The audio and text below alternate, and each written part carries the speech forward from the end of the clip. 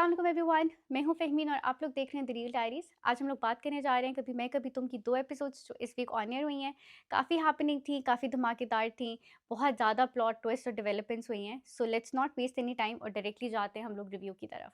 पहला ट्रैक जिसके बारे में हम बात कर रहे हैं that is going to be Adeel and रुबाब।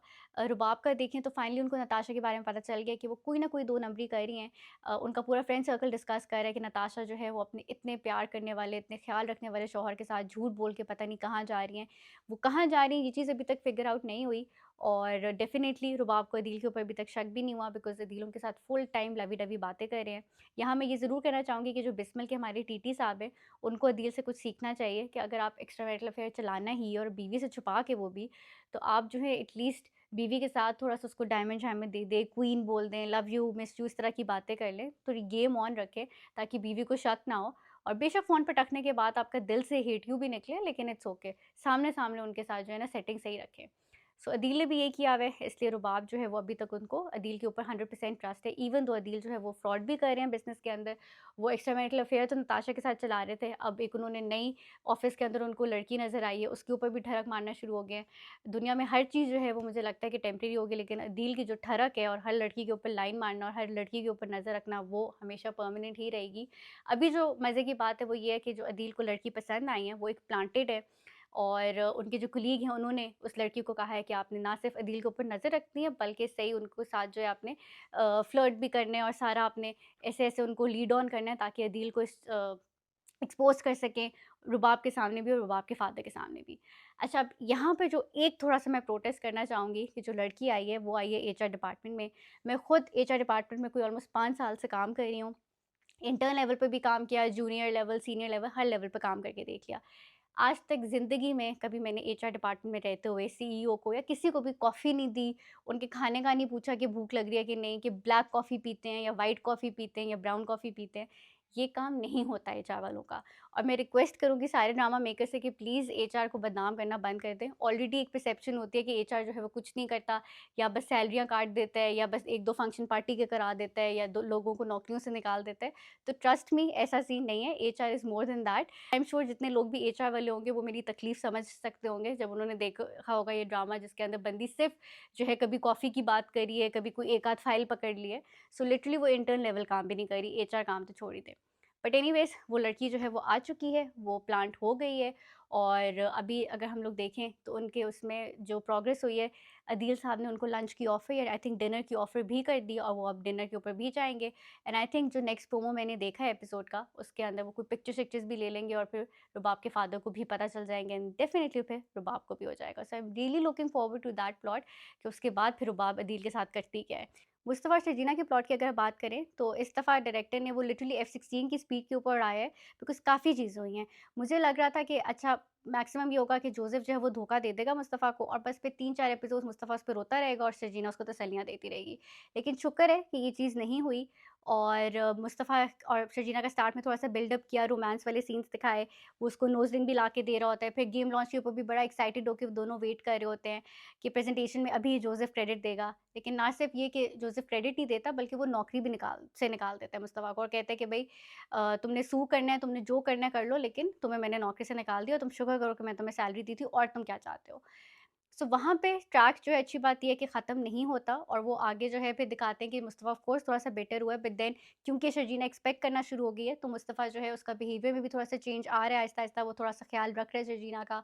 साथ ही वो एक छोटी-सी उसने डाटा एंट्री वाली जॉब भी कर ली है 35,000 की और फिर एक दानिश भी इंट्रोड्यूस करा दिए हैं जो मुस्तफ़ा को थोड़ा-सा बेहतर अपॉर्च्युनिटी गेमिंग वाइज़ दे रहे हैं जिसके ऊपर मुस्तफ़ा फाइनली एपिसोड के एंड तक ट्रस्ट भी करना शुरू हो गया है। सो मज़े का था ठक, ठक, ठक सारी चीज़ें हो रही थी। एक चीज़ जो मुझे बहुत पसंद आ रही है कि जो मुस्तफ़ा की बिटरनेस है, वो मुस्तफ़ा की टॉक्सिसिटी में कन्वर्ट नहीं करती। उन्होंने एक बहुत क्लियर लाइन डेवलप की है कि बिटरनेस क्या होती है और टॉक्सिक बिहेवियर आपका क्या होता है। मुस्तफ़ा ठीक है, शर्जीना के ऊपर थोड़ा-सा लैश आउट भी कर रहा होता है बीच में, स्पेशली जब शर्जीना के पेरेंट्स उसको खाना देते हैं, मटन वगैरह एंड ही इज़ लाइक या ये क्या खैरात में दे दी है चीज़ें और क्यों तुम्हारे पेरेंट्स बार-बार करते हैं। सो वो बहुत एक अनरीज़नेबल बिहेवियर था मुस्तफ़ा का। आपको होता है कि भई पेरेंट्स अपनी बेटी को स्पेशली जब वो एक्सपेक्ट कर रही है, तो खाना तो दे ही सकते हैं, कौन-सी कोई बड़ी चीज़ दी है। बट ये कि मुस्तफ़ा का आपको समझ आ रही है कि अगर वो इतना बिटर हो रहा है, अगर वो इतना गुस्सा कर रहा है, तो वो क्यों कर रहा है?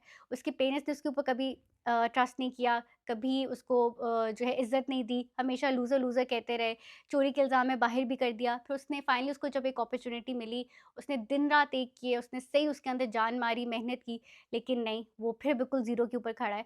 उसके बाद भी अगर वो एक आध सीन के अंदर शजीना पे लैश आउट करते हैं, तो वो जाके फिर उससे प्रॉपर अपोलोजाइज़ भी करते हैं। वो सही जब एक-दूसरे को हग भी कर रहे होते हैं और बहुत स्मॉल मोमेंट्स होते हैं जिसमें जब मुस्तफ़ा को पता चलता है कि वो प्रेग्नेंट है and he is not happy about this because उसके पास नौकरी नहीं है एंड ही इज़ वरीड कि भई अब हम किस तरह से खर्चा चलाएँगे। लेकिन फिर भी वो उसका ख़्याल रखना बंद नहीं करा। कभी उसको फल खिला रहा है, कभी उसके लिए मिल्क शेक लेकर आ रहा है, नाश्ते उसके लिए बना रहा है। सो वो छोटी-छोटी जो चीज़ें वो पहले भी एफ़र्ट करता था कि शर्जीना को एक जगह से पिक एंड ड्रॉप वग़ैरह करना और उसका ख़्याल जिस तरह से ओवरऑल रख रहा था, वो चीज़ उसने बंद नहीं की। इवन दो वो बहुत ज़्यादा डिसअपॉइंटेड है जो उसकी लाइफ़ के अंदर चीज़ें चल रही हैं। सो वो पार्ट मुझे अच्छा लग रहा है। दूसरा अगर हम शर्जीना की बात करें तो वो भी मुस्तफ़ा को फुल सपोर्ट कर रही है कि ठीक है तुम्हारा टैलेंट जो है वो तो नहीं गया ना, उसने सिर्फ़ तुम्हारे से क्रेडिट लिया है, टैलेंटेड तो तुम अभी भी इतने हो। इनफैक्ट उसकी मुझे एक चीज़ बहुत अच्छी लगी थी जब उसने कहा था कि डेटा एंट्री वाली जॉब इट्स नॉट कि वो छोटी या बड़ी का मुझे मसला नहीं है, लेकिन तुम इतने टैलेंटेड हो, तुम इतने जीनियस हो कि तुम्हें ज़रूरत नहीं है, टेक योर टाइम और तुम कोई अच्छी जॉब कर लो। सो उसने मुस्तफ़ा को काफ़ी ज़्यादा स्पेस दी और उसने प्रेशराइज़ नहीं किया कि नहीं-नहीं फ़ौरन से तुम जॉब करो। इवन जब डेटा एंट्री की भी वो जॉब करने लगा था तो शी वाज़ लाइक कि ठीक है, अगर वो इस चीज़ के अंदर खुश है और वो दोबारा फ़िलहाल गेमिंग में नहीं जाना चाह रहा और थोड़ा टाइम देना चाह रहा है, तो that was okay as well. एक चीज़ बस सिर्फ़ मुझे शर्जीना से ये होती है कि वो कॉन्स्टेंटली ये कन्वर्सेशन मुस्तफ़ा के साथ कर रही है कि भई पैसा अहम नहीं है, पैसा अहम नहीं है, जो हमारा आपका आपस का साथ है, जो प्यार है, that is more important, which I completely understand because Sharjeena एक टॉक्सिक रिलेशनशिप जो अदील का था उससे निकली है और उसको ज़्यादा इम्पोर्टेंस पता है कि अच्छा एक अच्छे रिलेशनशिप में आपकी इमोशनल जो कंपैटिबिलिटी होती है वो ज़्यादा इंपॉर्टेंट होती है एज़ कम्पेयर टू सिर्फ फाइनेंशियल सिक्योरिटी के ऊपर करना। बट कहीं न कहीं शर्जीना को अंडरस्टैंड करना चाहिए कि where Mustafa is coming from. उसको लिटरली उसके घर वालों ने इसीलिए इज़्ज़त नहीं दी क्योंकि अदील जो है वो बहुत पैसे वाला था और मुस्तफ़ा जो है वो बिल्कुल ना कुछ कमाता था, ना कुछ कंट्रीब्यूट करता था। तो थोड़ा-सा उसको समझ आना ही चाहिए कि कहाँ मुस्तफ़ा की ईगो जो है वो हर्ट हुई हुई है और उसको जो है बजाय इसके कि बिल्कुल ही वो करे कि नहीं तुम सिर्फ़ पैसे को इम्पोर्टेंस दे रहे हो, तुम मुझे नहीं दे रहे हो। उसको थोड़ा-सा समझना चाहिए कि हाँ भई, अगर वो इस तरह से बिहेव कर रहा है, तो वो क्यों नहीं कर रहा। बाकी तो of course Sharjeena I think जिस तरह की सपोर्टिव वाइफ़ है, जितनी सपोर्टिव पार्टनर है और मुस्तफ़ा जिस तरह से उसका ख़्याल रखते हैं, मुझे नहीं लगता जितने भी इनके ऊपर टफ़ टाइम्स आ जाए, जितनी भी स्ट्रगल वाला टाइम ये लोग देख लें, इंशाल्लाह इनका रिलेशनशिप जो है वो सर्वाइव करेगा और मुझे लगता है कि they are going to manage because वो अब रिलेशनशिप की उस इक्वेशन में पहुँच गए हैं, जहाँ पे वो थोड़े से सेल्फलेस हो गए हैं, जहाँ पे उनकी सिर्फ़ ये प्रायोरिटी होती है कि अगला पार्टनर जो है वो खुश रहे। शर्जीना को ये नहीं है कि मैं एक्सपेक्ट कर रही हूँ बच्चा और है, कौन उसके खर्चे बर्दाश्त करेगा।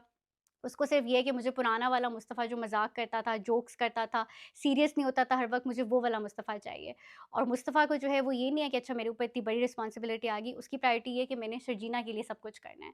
सो उनकी इक्वेशन ऐसी दोनों की रिलेशनशिप में बन चुकी है, जहाँ पे वो सिर्फ़ एक-दूसरे के लिए सोचते हैं, उनको होता है जो भी करें वो लोग एक-दूसरे के लिए करें। बाकी अगर हम ओवरऑल डायरेक्शन की बात करें, सो उसके अंदर कुछ चीज़ें बहुत अच्छी थी, स्पेशली अगर मैं कहूँ कि जो ओवरऑल शर्जीना का गेटअप था, उसमें मैं हानिया आमिर को भी बहुत like hats off to her कि उन्होंने बिल्कुल मेकअप नहीं किया। कुछ ऐसे सीन्स थे जिसमें जैसे वो वॉशरूम से नहा कर निकल रही हैं और मुस्तफ़ा जो है बाहर उनका वेट कर रहे हैं, तो उनका एक क्लोज़अप शॉट था फेस का जिसके अंदर एक्चुअली उनकी स्किन रेडनेस और पोर्स सब कुछ नज़र आ रहे हैं। फिर जब वो एक्सपेक्ट करी थी, उस पॉइंट के ऊपर भी बड़ा उनका जो एक क्लोज़अप लिया था उसमें उनके बाल भी ख़राब थे और उनकी ना हालत भी ओवरऑल कोई इतनी सही नहीं थी and she was looking still glowing और वो लग रहा था कि अच्छा यार ये बंदी एक्सपेक्ट कर रही है क्योंकि थोड़ी-सी थकावट भी थी शक्ल के ऊपर और ग्लो भी था।